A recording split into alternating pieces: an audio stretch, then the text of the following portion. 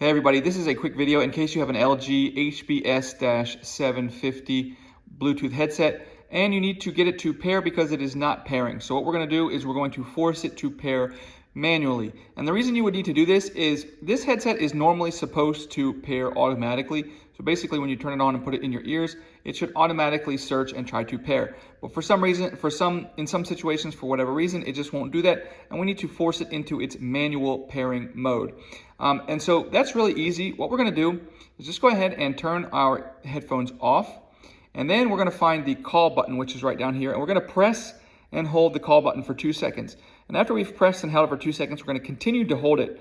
And we're just going to go ahead and then turn the power on to the headset. Hold this for another second. Then you can let go. And that will actually force this headset into pairing mode. At which point, on whatever device you're trying to pair it with, you can go ahead, open the Bluetooth, and select this headset so that you can pair it to your device.